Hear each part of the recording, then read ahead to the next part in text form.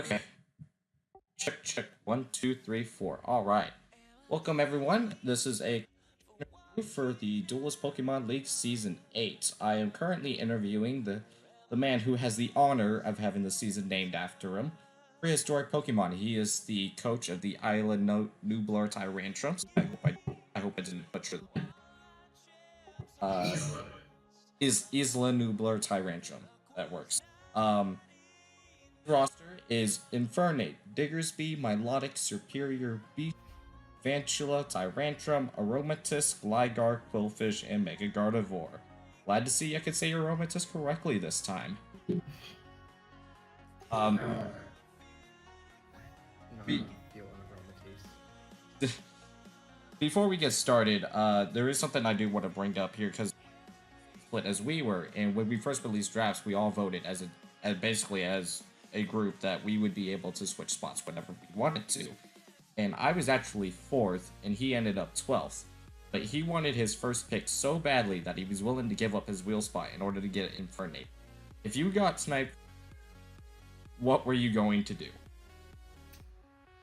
I mean, it sort of depended on what else got taken before then. But like, I probably would have been a little bit pissed off. But I mean, at least I'm 4th place, so that leaves me some room to deal with things. I was expecting more along the lines of cry like a little. No, I'm kidding. Well, that's the usual response. It's sort of a given. All right. So, just general thoughts. You really revolved this plan around Infernape season, seeing as you were willing to wheel pick for it.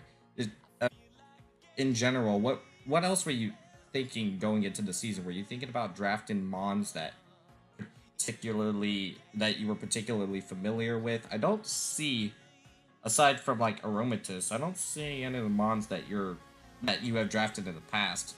You're familiar with Tyrantrum, but The other ones, I've drafted Aromatisse twice before. I've right. drafted, and then I've drafted Galvantula and Tyrantrum once each. Yes, you have drafted Galvantula before. It was DPL season 5. I don't know, maybe 4. Yeah, something like that. So just general thoughts. It seems like it was just a little bit of mix of both. Things that you were familiar with, things that maybe you wanted to try out, like Diggersby. I don't think has ever been drafted ever until this point. Pip has been drafting out a lot lately, but like, I sort of wanted to build something mainly around Tyrantrum. Kind of wanted to try out some new styles as well. It's not nearly as defensive as my teams usually are, so that's going to be interesting to see how I kind of do with that.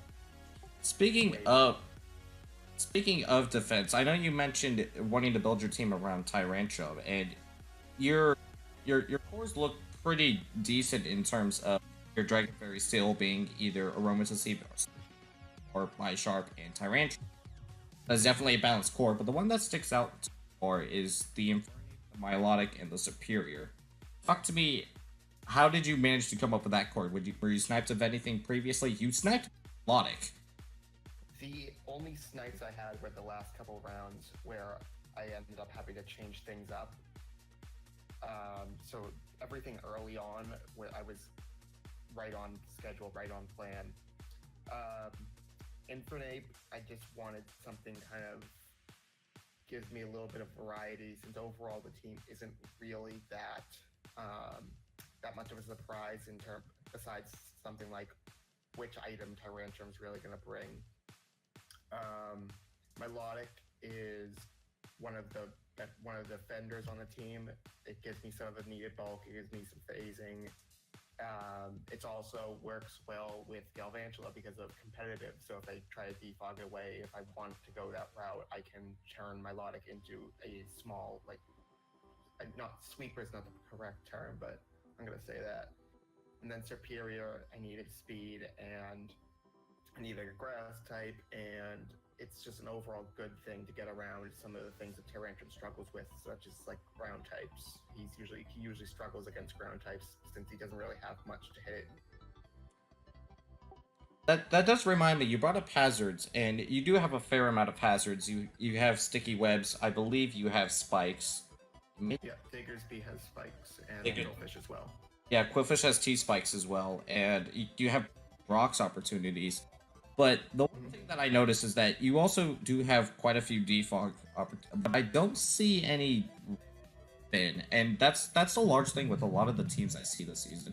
My team has Delmise, which is a rapid spinner, but a lot of these teams have to take lesser priority when it comes to rapid spin. I'm just curious because it, a, lo- what why do you think that is? Because it I think it has only really to do with the fact that Rapid Spin doesn't have nearly as much of a spread as Defog, especially now that Defog has been given through the move tutors. Because I definitely prefer Rapid Spin, even if Ghost types can switch in on it, because it's just better. So you can set your hazards, and you don't have to worry about blowing those away at some point later on in the match. But like the only real rapid spinners of any note, things like Starmie, Excadrill, Donphan, Delmise. I mean, you really kind of have to be careful with everything else. That sometimes you just have to take a defogger and you can't really focus on any one of them. I mean, you don't have an ice type. Avalok could fit you. Sleep. Oh, I was planning on taking an ice before I got sniped. I was sniped of Golbat and Licky Licky, and then I had Diggersby planned anyways, and then the fourth one that I was going to take was Frostlass, because that gives me an Ice, a Ghost, and it gives me some extra hazards and some more kind of utility stuff to go with. It is interesting you didn't pick because you do have quite a bit of double typings on your team, such as Coolfish and Gligar and Aromatisse. And I know you don't even like Aromatisse that much, so what was your thought process particularly there? Not necessarily saying double typings are bad, especially when you're I was really just forced into Aromatisse after losing Licky Licky because I couldn't take really anything else. There was nothing left on the board in terms of a Cleric, and if I didn't take a Cleric, considering how my team is, that could easily turn into a problem at some point in a season. And while I'm not a hugest fan of Aromatisse, I'm not going to call it a bad mon by any means. For a little bit of context, he's actually correct because Licky Licky, even though it was worth 60 points now instead of 40 as a tier D bond, it got picked up really early. And then even Audino got picked up pretty early by John, so like yeah, I think Audino was like the same round. Yeah, so I was forced to pick up Kangaskhan because of it, and Aromatisse happened because of that. Gardevoir does have a base 68 wish, and even or not, in case you want those tiny ass wishes. To be fair, up until that point, the highest base HP I have is Milotic, and that has a recovery of its own. You have Diggersby. You have Diggersby at 85. Not has 82. 82. I'm looking at the sheet right now. A base 68 wish isn't. Don't get me wrong, it's bad, but it's not like, it's not the end of the world. It certainly wasn't the end of the world. Is that something you're going to consider at all? What? I'm sorry, what? Is like a Cleric Gardevoir set something? Oh, yeah. I mean, like, Metro seemed to enjoy using some different Gardevoir sets, and that's sort of maybe something I'll consider is kind of looking through his game, seeing what he brought, maybe test some things out. But you did talk about how you wanted your team to be a little less on the defensive side than the season, and while don't get me wrong, the offensive stats look brilliant. Just your speed tiers do leave quite a bit to desire. Giant speed gap between Aromatisse and Tyrantrum, 29 and 71. So even though it may not seem like that big of a deal, are you concerned that the mons on the lower tier could easily put all that into bulk instead of maybe decreep something? I mean, it's sort of a thing, but I'm not too worried about it because if things are putting things into bulk instead, I mean, I have three breakers on my team. I have Diggersby, I have Tyrantrum, and I have Mega Gardevoir. So putting it into bulk, even if it's just that little minimal bulk instead of a speed investment, that's completely fine because I should be able to break through most things to try and do that. And I was wrong. It's not Tyrantrum. It's by even though it is speed point difference, 71 versus 70, just correction on. Yeah. Basically the same. Yeah, basically the same thing. Your highest speed mon is superior, and while I don't think that's bad at all, there are several Delta caffeine who argue that you needed something to get above 115 in particular. And yeah, there's a lot of teams. Usually I would prefer to have something faster. That's sort of what Galvantula's purpose is, along with the fact that it just works really well with Tyrantrum in general, since Tyrantrum's 71 isn't exactly doing it any favors. Right. Yeah, no, it's really looking like a solid team, even despite all the snipes it seems dealt with.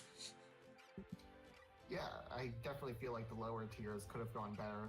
I ended up being really forced into a weird spot with the Golbat snipe, especially actually, because of he was really kind of my ground check.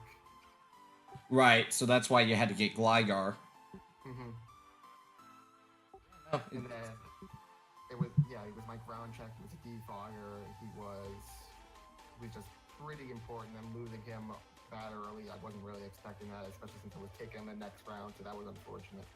Right. So, I don't... What on earth?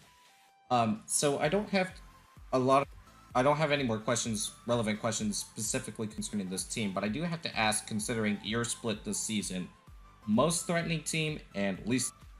If you say me, I swear to God, no, I'm kidding. I really don't care. The most threatening team, I want to say that's gonna be... I want to say it could be John, because an Excadrill in Sand can pretty easily just completely tear through my team. That Sticky Webs isn't gonna do anything. Nothing really except for Scarf Infernape is going to outspeed that. That can definitely be a problem for me to go through is Excadrill, and then there's also Como, but you know, if he gets up some Dragon Dances, but otherwise Gardevoir deals with him outside of Soundproof, which means I have to go with Moonblast for that lower damage.